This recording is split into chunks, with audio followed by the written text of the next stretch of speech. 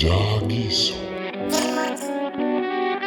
ሰላም የጃጊሶ ቤተሰቦች፣ ዛሬ በድጋሚ ዴት ዊዝ አን ኤንጅል በተሰኘ ቆየት ያለ ቆንጆ ፊልም ተመልሰን ተገናኝተናል። ቻናላችን የእናንተን ድጋፍ በፍቅር ስለሚፈልግ ላይክ፣ ሼር፣ ኮመንት እና ሰብስክራይብ በማድረግ ተባበሩኝ።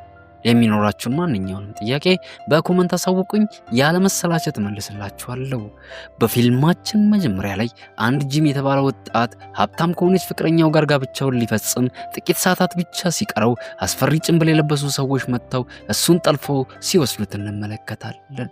ይሁን እንጂ ጠላፊዎቹ የገዛ ጓደኞቹ ስለነበሩ ፊቱ ላይ ምንም አይነት ፍርሃት አይታይበትም ነበር። ጂም የማይወዳትን ሴት አግብቶ የህይወቱ ደስታ የተቀማ መስሎት በነበረበት ወቅት ነበር ጓደኞቹ ደርሰው የታደጉት። እዚህም ጋር ድንገት ጂም በመዋኛ ገንዳ ውስጥ ወድቃ የምትንሳፈፍ ክንፍ ያላትን ሴት ማለዳ ላይ ይመለከታታል። በዚህም ነገር ጂም እጅግ ተገርሞ በድንጋጤና ግራ በመጋባት ውስጥ እንዳለ ወዲያው የልጅቷ አካል ለእይታ ደካማ የሆነ ብርሃንን ማመንጨት ይጀምራል። ጂም በሚያየው ነገር እጅግ ስለተገረመ በአይኖቹ ውስጥ ከልክ በላይ የመደነቅ ስሜት ይታይበት ነበር። ከዚያም የወንድነት ድፍረቱን አሰባስቦ ወደ እሷ ከተጠጋ በኋላ የእውነት ሴት ልጅ መሆኗን እንዳረጋገጠ በፍጥነት ሊያድናት ወደ መዋኛው ገንዳው ዘሎ ይገባል። በመቀጠልም ጂም ሰውነቷን በላባ የተሸፈነችውን ሴት ልጅ በተመለከተ ጊዜ ይበልጥ ግራ መጋባት ውስጥ ይገባል። ቀጥሎ ፊቷን ዘወር አድርጎ ባያት ጊዜ በውበቷ ልቡ ቅልጥ ይላል። በመጀመሪያም እይታ የፍቅር ስሜት ሰውነቱን ይወረውና ቅድም በልቡ ውስጥ ስለሷ የነበረው ፍርሃትና ድንጋጤ ቀስ በቀስ እየጠፋ ይሄዳል። በመቀጠልም ባለክንፏን ቆንጅዬ ሴት በቅፍ ውስጥ አስገብቶ በማንሳት ወደ ቤቱ ይወስዳትና በሶፋው ላይ ያስተኛታል።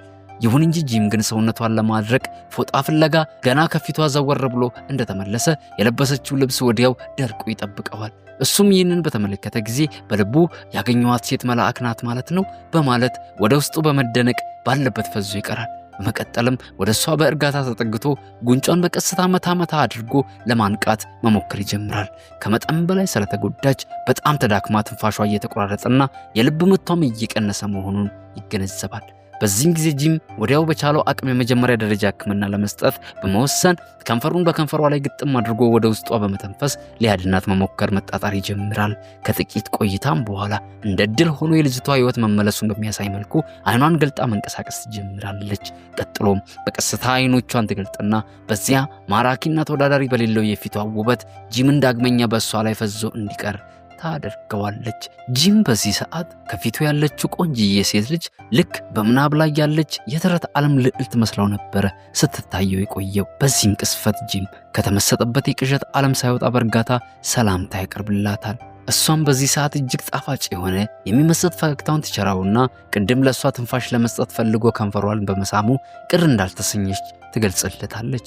ይሁን እንጂ ጂም ግን ቅድም በዚህ ልክ ተጠግቷት በመዳበስ ሲነካካትና ሲስማት የነበረው ሙሉ በሙሉ እሷን ለማዳን ብቻ እንደሆነ በደስታ ስሜት ተጠግቷት ሊያስረዳት ይሞክራል። በዚህም ጊዜ እሷ በእርጋታ ቀና በማለት ትቀመጥና ወደ እሱ መጠጋት ትጀምራለች። ይህን ጊዜ ጂም የቆንጅዬዋ ሴት መልአክ ክንፏ ክፉኛ መጎዳቱን ያስተውላል። በእርጋታም ወደ እሷ ቀርቦ ህመሟን ሊቀንሰው ይሞክራል። ሴቷን መልአክ የጂምን ደግነት ባየች ጊዜ ያለምንም ማመንታት ቀርባው ተስመው ጀመር። ሴቷ መልአክ በዚህ ጊዜ ስለ ሰው ልጅ የፍቅር ግንኙነት ምንም አይነት የምታውቀው ነገር ባይኖርም እንኳን እሷን የረዳት በዚህ መልኩ ስለሆነ እሷን በዚህ መልኩ ምስጋና ልታቀርብለት እየሞከረች ትገኛለች። ይሁን እንጂ ጂም ግን በእሷ አስደናቂ በሆነ አሳሳምና የፍቅር ንክኪ እጅግ ተመስጦ ራሱን መቆጣጠር ያቅተዋል። በዚህም የተነሳ ጂም እስከሚቀጥለው ቀን ድረስ ከእንቅልፉ መንቃት ይሳነዋል። እዚህም ጋር ጂም ከተኛበት እየነቃ የትላንት ምሽቱ ክስተት አብዝቼ ከመጠጣት የተነሳ የቃዠሁት ቅዠት ነው መሰለኝ በማለት እያሰበ ሳለ ድንገት ቀና ብሎ ከፊት ለፊቱ በተመለከተው አስደናቂ የሴቱ ውበት አይኑ ፈጦ ሰውነቱ መጠብ ይጀምራል። የቆሰለችው ሴቷ መልአክ የሰው ልጆችን የመግባቢያ ቋንቋ ምንም ባትረዳም እንኳን የመጣችበትን ዋነኛ ዓላማ ግን ለጂም ልታስረዳው እየጣረች ትገኛለች። ቀጥሎም ጂም በፍጥነት ሄዶ ፋሻ ይመጣላትና የሴቷን መልአክ የቆሰለውን ቦታ በጥንቃቄ ያስርላታል። ከዚያም እንዳይበርዳት ሞቅ የሚል ልብሶችን አምጥቶ ይደራርብላታል። በዚህም ቅስፈት እሷ ከፊት ለፊቷ ያለው ልጅ ለእሷ ምን ያህል እንደሚያስብላት በተመለከተች ጊዜ በቀስታ ወደ እሱ ቀርባ በመተሻሸት ስሜቷን ልትገልጽለት ትሞክራለች። ይሁን እንጂ ጂም ግን አስቀድሞ የዚህ መልአክ ቅድስናዋንና ንጽህናዋን ጠንቅቆ ስለሚያውቅ በልብ ውስጥ የተፈጠረውን የወሲብ እሳት እንደምን ተቆጣጥሮት ጨዋነት በተሞላው መልኩ ለሷ ያለውን ታላቅ ክብር ሊገልጽላት ይሞክራል። ከዚህም በመቀጠል ቁስሏ በፍጥነት እንዲድንላት በማሰብ ወደ ፋርማሲ ሄዶ መድኃኒት ሊገዛላት መዘገጃጀት ይጀምራል። ወጥቶም ከመሄዱ በፊት ቆም ብሎ መጥፎ ሰዎች መተው እንዳያገኙሽ እባክሽን ፈጽሞ ከዚህ ቤት ንቅንቅ እንዳትይ ብሎ ትዕዛዝ ይሰጣታል። ነገር ግን እንዳጋጣሚ ሆኖ ጂም ልክ በሩን እንደከፈተው ከሀብታሟ ፍቅረኛው ከፔቲ ጋር ፊት ለፊት ይፋጠጣል። በዚህም ጊዜ ፔቲ በጂም መኖሪያ ቤት ውስጥ አዳሩን ሙሉ ስትጠለዝ በማሳለፏ ምክንያት የተዘረከረከች የምትመስለዋን ቆንጅዬ ወርቃማ ፀጉር ያላትን ሴትን ተመልክታ በንዴት እሳት እየተፋች ተመልሳ ለመሄድ ትንደረደራለች። ጂምም እየተከተላት ሊያስረዳት ይሞክራል። ነገር ግን እንግዳዋ ሴት በሚያስቀና ፈገግታ ጂምን በመጣራት በፔቲ የንዴት እሳት ላይ ነዳጅ ትጨምርባታለች። ይባስ ብሎ ፔቲ በንዴት ጂምን ጥላው መሄዷን ስትመለከት መልአኳ እርካታ ያገኘች በሚመስል መልኩ ከደጅ ቆማ ወደ ጂም ዘንድ መሽኮርመም ትጀምራለች። ይህንንም ሲመለከት ጂም በቁጣ ይጮህባትና መልአኳ በድንጋጤ መሬት ላይ ተዘረፍርፋ እንድትወድቅ ምክንያት ይሆናታል። በዚህም ቅስፈት ጂም በድንጋጤ ተጣርፎ ወደ ውስጥ ይገባና ቀርቦ ሲመለከታት ቀልዷን እንደሆነ ይገነዘባል። ቢሆንም ግን መልአኳ እጅግ ልብን በሚነካ መልኩ መስኪንና ውብ በሆነ ሁኔታ እየተቅለሰለሰች ስትመለከተው በውስጡ የነበረውን ንዴት በሙሉ ጥፍት ይላል። ከዚህም በኋላ ጂም መልአኳን የት ማቆየት እንዳለበት ግራ ተጋብቶ መጨነቁን ይቀጥላል። በዚህም ቅስፈት እነዚያ ተንኮለኛ ጓደኞቹ የቤቱን በር በኃይለኛው ማንኳኳት ይጀምራሉ። የሚፈጥሩትንም ከባድ ችግር በመረዳት ጂም ፈጥኖ ለመልአኳ ወደ ውስጥ ገብታ እንድትደበቅ ነግሯት በሩን ለመክፈት ይሄዳል። በመቀጠልም በሩን ከፍቶ ጓደኞቹም ከዚያው ለመሸኘት ብዙ ምክንያትን በመፍጠር ቢማሟትም ነገር ግን እነሱ ደካማ የሆነ ትወናውን ወዲያው በመረዳት የዋሻቸው መሆኑን ይደርሱበታል። ቀጥሎም ጓደኞቹ በሩን በረጋግደው ወደ ውስጥ በመግባት አጠቃላይ ክፍሎቹን እየተዘዋወሩ መፈተሽ ይጀምራሉ። ይሁን እንጂ ምንም ነገር ሊያገኙ አልቻሉም። ነገር ግን በመጨረሻዋ ሰዓት ከአልጋው ልብስ ስር የእግር ጣቶች ሲንቀሳቀሱ ይመለከታሉ። በዚህም ጊዜ ጆርጅ ተብዬው በጥርፊያ ሄዶ የአልጋ ልብሱን ገልቦት የፊት ቁንጅናዋ በሕልም ዓለም ላይ ያለች ልዕልት መሳይን ቆንጅዬ ሴት ይመለከታሉ። ቀጥሎም አጠቃላይ ጓደኞቹ በውበቷ እጅግ ተደንቀው እንደፈዘዙ ድንገት እርሷ ለመቆም እየተዘጋጀች ክንፎቿን ልክ ስትዘረጋ ሁሉም በፍርሃት ውስጥ ይወድቃሉ።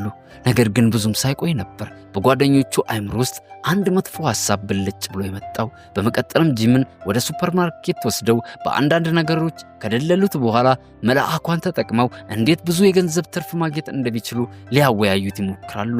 ቢሆንም ግን ጂም እሱ ፍላጎቱ የእሷን የተጎዱ ክንፎቿን አድኖላት ወደ መጣችበት ዓለም እንድትመለስ መርዳት ብቻ እንደሆነ በመግለጽ መጥፎ ሐሳባቸውን ውድቅ ያደርገዋል። ጆርጅ የሚባለው ግን ለማግባባት መሞከሩን አላቆመም ነበር። በዚህም የተነሳ ጂም ለመጀመሪያ ጊዜ በጓደኞቹ ላይ ኃይለኛ የሆነ ቁጣውን ለማንጸባረቅ ይገድዳል። እኚህ ቀውስ የሆኑ ጓደኞቹ በዚህ ብቻ ሊያቆሙ አልፈለጉም። ሴቷን መልአክ የሚያገኙበትን አንድ አጋጣሚ እስኪያገኙ ድረስ ሙሉ ከተማቸውን በመኪናቸው እየዞሩ ማፈላለጋቸውን ይቀጥላሉ። ነገር ግን ጂም በዚህ ጊዜ እሷን እንዴት አድርጎ መርዳት እንደሚችል ብቻ በማሰብ ስለተወጠረ ስለ ጓደኞቹ ሴራ ምንም የሚያውቀው ነገር አልነበረም። እዚህም ጋር ጂም መልአኳ ያጣችውን ኃይል መልሳ እንድታገኝ በመሻት እሱ አስቀድሞ ያጠራቀመውን ገንዘብ በሙሉ አምበርገርና ቺፕስ በመግዛት ላይ ያውለዋል። ከዚያም እንዴት አድርጋ መብላት እንዳለባት ለማስተማር አንድ ሁለት ማለት ይጀምራል። ይሁን እንጂ መልአኳ ግን ገና ሃምበርገሩን ወደ አፏ እንዳስጠጋችው ሃምበርገሩ ትልቅ አፍ ሲከፈት የሚያሳይ ቅርጽን እንደያዘ ባየች ጊዜ እጅግ ድንግጣ ጩኸቷን ታቀልጠዋለች። ጂምን በፍጥነት ያረጋጋትና በዚያው ቅስፈት እርስ በርሳቸው በቅርበት ተያይተው በቃላት ሊገለጽ የማይቻል ከባድ የፍቅር ስሜት ማዕከላቸው ይፈጠራል። ነገር ግን ጂም ወዲያው ፔቲ እየደወለችልኝ ነው የሚል ሰበብ ፈጥሮላት ስሜቷን አቋርጦ ከመኪናው ወጥቶ ይሄዳል። ቀጥሎም እሷ የድንች ጥብሱን ቀምሳ በጣም እጅግ በመደነቅ ላይ ሳለች በዚያው ቅስፈት ከባድ የሆነ አደጋ ወደ እሷ መቃረብ ይጀምራል። ብዙም ሳይቆይ የጂም ቀውስ ጓደኞች በመኪና እየተጣደፉ መጥተው የያዙትን ቺፕስ እያታለሉ በመስጠት ከመኪናው አስወጥተዋት ሊያስሯት ይሞክራሉ። ነገር ግን እንደ ድል ሆኖ ጂም በሰዓቱ ተመልሶ በመምጣት ያስቆማቸዋል። እዚህም ጋር ጂም ጓደኞቹ ሊፈጥሩበት ያሰቡት ችግር እጅግ አበሳጭቶት እንመለከተዋለን። ብቻውንም ሆኖ አንዳች መፍትሄ ለማግኘት እየታገለ ባለበት ወቅት ድንገት ከጭንቅላቱ ኋላኛው ክፍል በኩል ከፍተኛ የሆነ የህመም ስሜት ይሰማዋል። ከዚያም ጂም እጅግ በተዳከመ አቅም ውስጥ ሆኖ መድኃኒቱ ያለበትን ትንሽዬ ብልቃት ወስዶ ራሱን ለማከም መዘጋጀት ይጀምራል። ይህንንም ሁኔታ መልአኳ እንደ አጋጣሚ ሆኖ ወደ ክፍሉ መታ እየተመለከተች ነበር። በድንጋጤም የብልቃጡ መድኃኒቶችን ይበታትናቸዋል። እሷን በሁኔታው በጣም ስላዘነችለት እሷን ለመርዳት ሲል ስላደረገው ነገር በሙሉ አቅፈው ልታመሰግነው በማሰብ መዳፏን ዘርግታ ወደሱ ትቀርበዋለች። ይሁን እንጂ ጂም ግን እጮኛውን ፔቲ ፈጽሞ ሊያሳዝናት እንደማይፈልግ ቆጣ ብሎ በመግለጽ ከዚህ በኋላ እሷ የመጣችበትን ስፍራ ብቻዋን መፈለግ እንዳለባት ይገልጽላታል። መልአኳም የእሱን እምቢታና ካጠገቡ እንድትርቅለት መፈለጉን ባወቀች ጊዜ የባዶነት ስሜት ተሰምቷት ውስጧ ስብርብር ይላል። ከዚያም በዝምታ በሩን መልሳ በመዝጋት ቀጥታ ወደ ጫካው ትገባና በሚያስገርም ሁኔታ ማዜም ትጀምራለች። የእሷ ዜማም እጅግ ውብና ልብን የሚመስጥ ከመሆኑ የተነሳ ወደ ሰማይ የሚላክ የድረሱልኝ ጥሪ ነበር የሚመስለው። ጂምም የዜማውን አቅጣጫ ተከትሎ እሷ ያለችበት ድረስ ይመጣል። መጀመሪያ ላይ ጂም ወደ እሷ በመሄዱ ጉዳይ ላይ ሐሳቡ ተከፋፍሎ ሲጨናነቅ ቢቆይም ነገር ግን ዜማው ልክ እንደቆመ መላ ሰውነቱ የባዶነት ስሜት ይወረው ጀመር። ምክንያቱም ጂም በዚህ ጊዜ መልአኳ ጥላኝ ብትሄድስ በሚል ፍርሃት ውስጡ እየራደበት ይገኛል። በመቀጠልም እሷ ልክ ወደሱ እየመጣች መሆኗን እንደተመለከተ ወዲያው የውስጡን ሊያስረዳት ይጣደፋል። በዚህም ቅስፈት ሴቷ መልአክ በእርጋታ ወደ ጂም ዘንድ በመቅረብ ጉንጩን በስስት እየዳበሰችው መቼም እንደማትተወው ልታሳየው ትሞክራለች። ይሁን እንጂ በሌላ በኩል ግን ከፍተኛ አደጋ ወደ እነሱ አሁንም እየመጣ ነበር። በዚህ በኩል የጂም ገንዘብ ወዳድ የሆኑ ሶስቱ ጓደኞቹ አስከፊ የሆነ ሴራን በማሴር ላይ ይገኛሉ። ብዙም ሳይቆይ ለጂም ደውለውለት በጋራ ይቅርታ ሊጠይቋቸው እንደሚፈልጉ በመግለጽ እሱና ቁስለኛዋ መልአክ ወደ ከተማዋ ታዋቂ ፓርክ በመምጣት እንዲገናኟቸው ይጠይቁታል። በመቀጠልም አንደኛው ጓደኛቸው ማንነቱን በመቀየር ወደ ፔቲ ዘንድ ሄዶ ሐሰተኛ የሆነ ደብዳቤን ያቃብላታል። በውስጡም ጂም እሷን በጣም እንደሚያፈቅራትና ከቻለች ወደ ፓርኩ መታ እንድትገናኘው የሚጠይቅ እሱም እንደሚጠብቃት የሚገልጽ ጽሑፍ ነበረበት።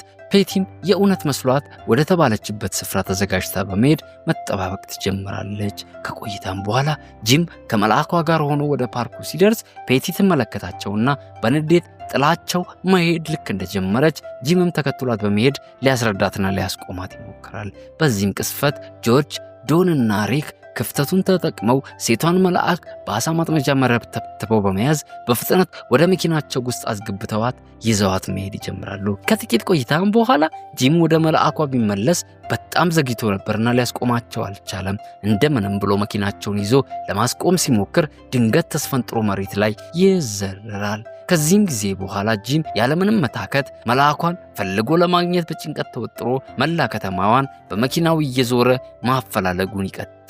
ይሁን እንጂ ጂም ግን እስከ ማግስቱ ጠዋት ድረስ ምንም አይነት ፍንጭ ሊያገኝ አልቻለም።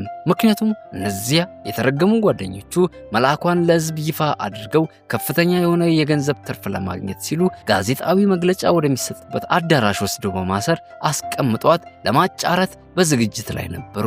በመቀጠልም ጂም ወደ ነዳጅ ማደያ አቅራቢያ በመሄድ ሲያጠያይቅ እንደ ድል ሆኖ የነዳጅ ማደያው ሰራተኛ ጋዜጣዊ መግለጫው የት እንደሚደረግ ይነግረዋል። ከዚህም በኋላ ጂም በፍጥነት ሲከንፍ ወደ ስፍራው ያቀናና ከማጠናቀቃቸው በፊት ይደርስባቸዋል።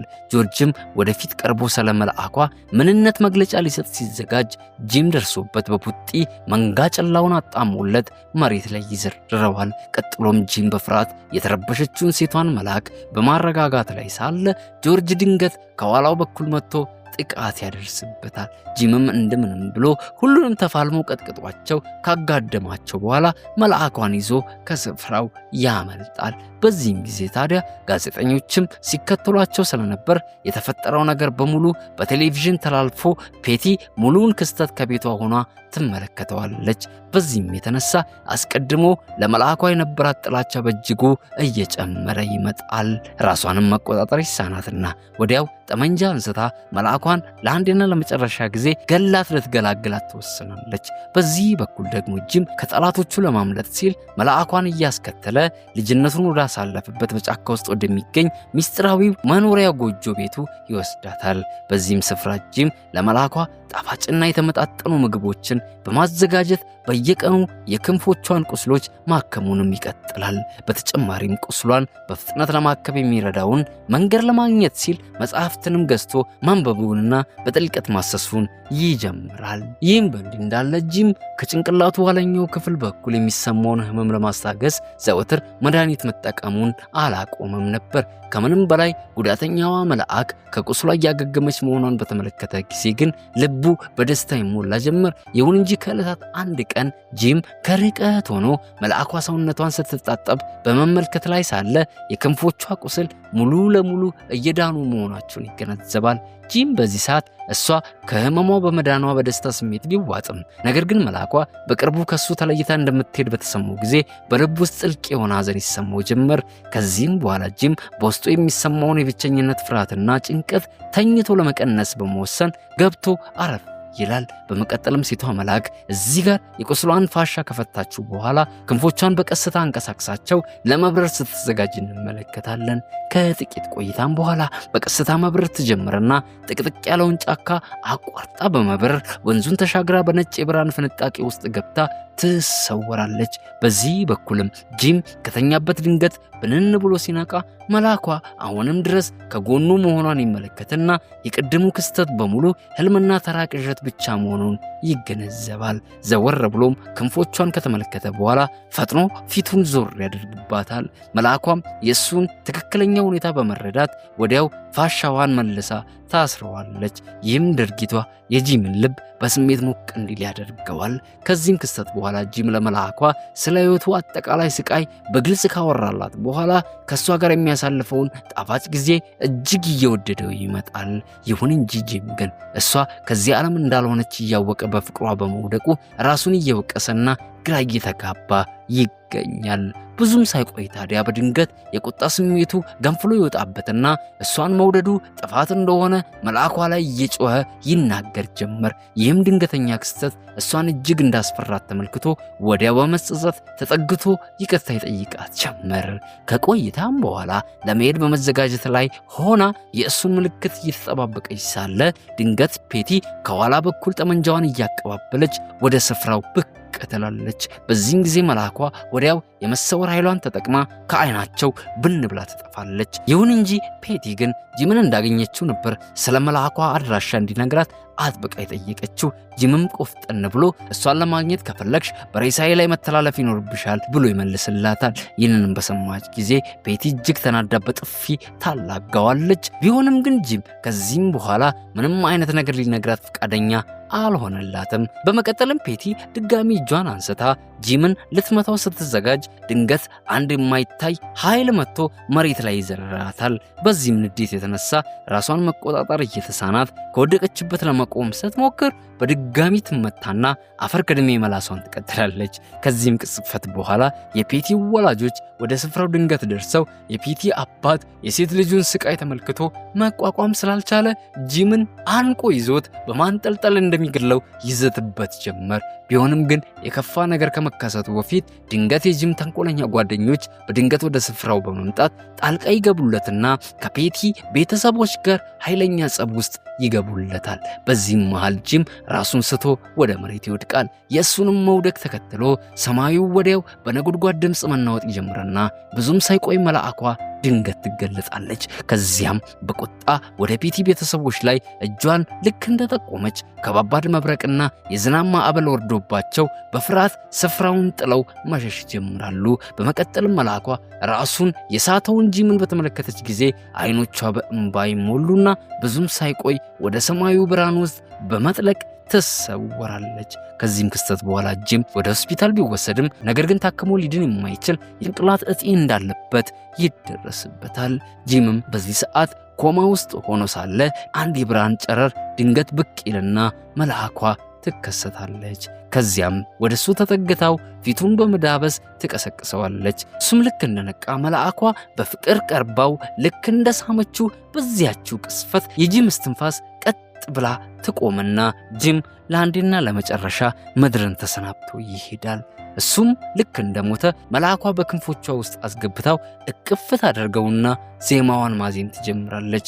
በዚህም ድርጊቷ የተነሳ ከሱ ጋር በሙታን ዓለም ውስጥ አብራው ለመኖር በመወሰኗ ከፈጣሪ የተሰጣትን የዘላለም ሕይወት በፈቃዷ አሳልፋ በመስጠት እሷም ሞትን ትቀላቀላለች። በዚህም ውሳኔዋ መሰረት እኛ ፍቅር ጊዜንና ቦታን ተሻግሮ የሚጓዝ ኃይል እንደሆነ ምንም ያህል ጊዜ ቢነጉድም የፍቅር ኃይልን እንደማይደበዝዝ ይልቁንም ይበልጥ እንደሚያንጸባርቅ ልክ ከንጋት በፊት እንደምትታይ እንደ መጀመሪያዋ የፀሐይ ጨረር ሙቀትና ተስፋን እንደሚያመጣ እንዲሁም በድቅድቅ ጨለማ ውስጥ የሰላም ብርሃንን እንደሚያበራ ብሩህ ኮከብ የሁለቱን ዓለም ለዘላለም እንደሚያበራ በመገንዘብ ታላቁን የፍቅር ኃይል እንገነዘባለን። ይህም በእንዲህ እንዳለ የዛሬ ፊልማችን መቋጫውን ያገኛል። ፊልምና ገለጻው ከተመቻችሁ ላይክ፣ ሼር፣ ኮመንትና ሰብስክራይብ በማድረግ ስሜታችሁን ልትገልጹልኝ ትችላላችሁ። በቀጣይ እንዲሰራላችሁ የምትፈልጉትንም ፊልም በኮመንት መጠየቅ ትችላላችሁ። ምርጫችሁ የሆነውንም ፊልም በቆንጆ ሁኔታ አዘጋጅቼ በቀጣይ እስክንገናኝ ድረስ ሳምንቱ የናንተው ይሁን። ጃጊሶ ፊልሞች